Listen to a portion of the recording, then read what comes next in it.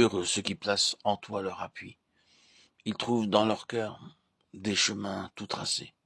Lorsqu'ils traversent la vallée de Baca, ils la transforment en un lieu plein de sources, et la pluie la couvre de bénédictions. Leur force augmente pendant la marche. Ils se présentent devant Dieu à Sion. Dans leur marche au travers de la souffrance, ils acquièrent de la puissance. La puissance de la résurrection est inséparable de la croix. Il faut d'abord mourir pour connaître la puissance de la résurrection. Christ est passé par la mort avant de ressusciter. La résurrection est le triomphe de la vie sur la mort. C'est en livrant à Dieu notre vie sans partage et en refusant à notre âme ce qu'elle nous demande que nous mourrons à nous-mêmes et que la puissance de la vie de résurrection nous est donnée.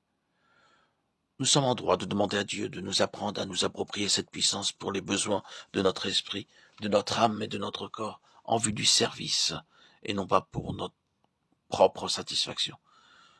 Certains réclament pour eux-mêmes, mais n'obtiennent rien. La croix n'est pas pour nous-mêmes, mais pour les intérêts de Dieu. À moins de vivre la croix, Dieu n'a rien en nous. Nous serons comme un bébé qui connaît bien sa Bible, auquel le Seigneur dira lorsqu'il se présentera devant lui: « Je ne vous connais pas, ouvrier d'iniquité. » Beaucoup recherchent les charismes, mais confrontés à des cas spirituels, ils sont incapables de chasser les démons.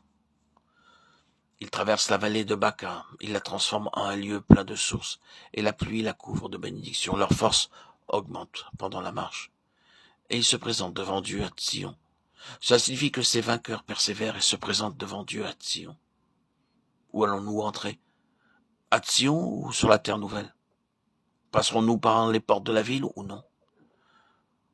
Ceux qui vaincront auront part à la première résurrection, aux noces de l'agneau. Selon Apocalypse 19, et ils jugeront les nations. Ce sera la dispensation du royaume. Et j'exhorte et j'encourage les enfants de Dieu à cesser de se préoccuper de leur propre vie. Ces questions sont réglées par la croix. Vous entrerez par les portes de la ville en faisant don de vous-même à Dieu, sans jamais y revenir. Ce n'est pas un don verbal, mais un don de soi, volontaire et sans partage. Dieu a tout renfermé dans la croix, et l'univers nouveau qu'il prépare sera la pleine expression de sa pensée. Nous ne pouvons pas concevoir combien cet univers nouveau sera merveilleux. Édifier l'Église n'est pas peu de choses. Cela ne relève pas d'un aspect quantitatif, c'est une question de mesure. Quelle est la mesure de Christ à la balance du sanctuaire? Notre mesure est tellement petite comparée à celle de Christ.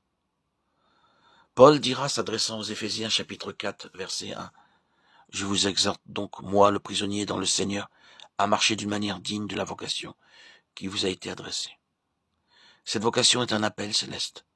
Nous marchons et bâtissons l'Église selon la mesure de la croix que nous vivons.